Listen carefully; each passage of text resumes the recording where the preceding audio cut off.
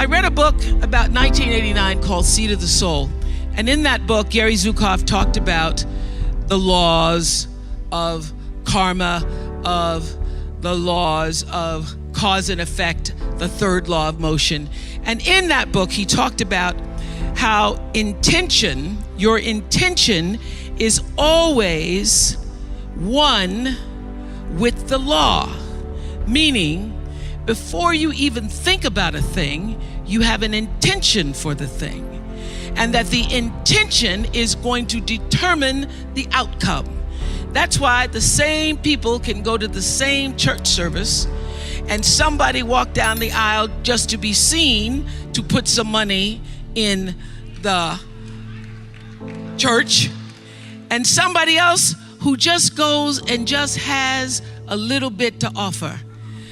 The intention with which you give, the intention with which you serve determines the outcome. So when I figured that out, I went, whoa. I changed everything I did on my show. I called in the producers and I said, from this day forward, I will no longer be speaking to the KKK. I will no longer be speaking to people who are fighting each other in a way that it is damaging to the character of myself and other people who watch. From this day forward, I am only going to do intentional television. So it is my intention to fulfill the dream of the Creator. It is my intention to live to the highest calling and be pressed to the mark of the highest calling that I have come to do. And when you can ask the Creator, ask that which made you you, what is your dream for me? I guarantee you, instead of you trying to define the dream, what is your dream for me? If you're able to lean into the dream that the universe and all the forces of light and love and power and grace by all the names that we call God has for you, nobody can touch you. Every single day, I would have a pre-show meeting and have the producers come in and state to me, what is your intention? How do we want to use whoever is on this show, whatever is happening on this show, to serve the audience in a way that fulfills the mission of uplifting, enlightening, encouraging, as well as entertaining. And if it doesn't do that, then I can't do it. There's a bigger dream waiting for you, just waiting for you to step into it. To step into it. Your life is big. Your life is huge. And we spend so much time wanting to be in somebody else's life. And you don't get honored, you don't get revered, you don't get celebrating wanting what somebody else has, because that which created you, divine intelligence that dreamed you from before your ancestors ever knew they would become your ancestors, that which dreamed the seed of you, wants you to know how special, how wondrous, how mysterious, how complex, how glorious, how phenomenal you are. And you get no credit messing in somebody else's territory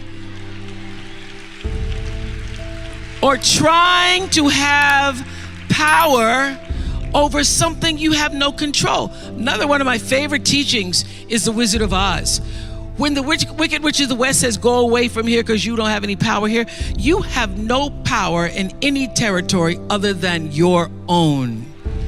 Oh, but you are the master of that. You get to be the master of your own fate. You get to be the captain of your own soul. And if you just manage that, if you just took care of your territory, Oh, the glorious, glorious, glorious, wondrous opportunities and possibilities that are waiting for you. So the question is, what are you resisting? What are you pushing against? What are you not allowing? What are you blocking because you have this idea of who and what you're supposed to be, instead of leaning into the dream that's already been created and waiting for you? It's waiting for you. And the second, it's an instant thing. It's a shift in the way you see yourself and the power from which you have come. I went through some tough times after I left the Oprah show. I made a conscious decision that when I felt I had said all that I could say and the audience had heard it, that I would move on and that I would not spend my life regretting or trying to hold on to what used to be or hold on to what I had. So I dreamed this dream of starting a network. And in the beginning, it was a struggle. It was a struggle because honest to goodness, I did not know what I was doing. I was trying to figure it out. I thought that the Oprah show audience would follow us to OWN, and then I realized y'all didn't have cable.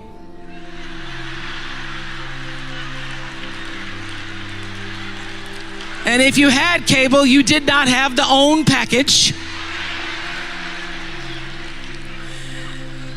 So it took me a minute.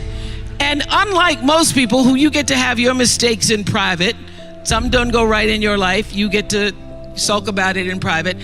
If I make a mistake, it's on the CNN crawl or the CNN news. So when I was in the climb and there were so many wonderful owners, I see Churl Action Jackson here. There were so many wonderful owners, people who said, oh, we're gonna stand with you. We're gonna stand by you. Thank you, Roland Martin. There were so many people who said, listen, we believe that this can happen. So I dreamed the dream along with Tyler Perry, who was my friend, who came to me and said, Tyler said, I'm gonna help you out, because Tyler can go home and write a script and direct it, produce it, and shoot it, and do it for less money than anybody in Hollywood. So we started with a foundation of have and have nots.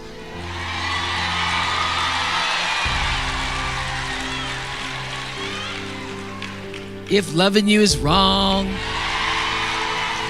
love thy neighbor, Mama Hattie.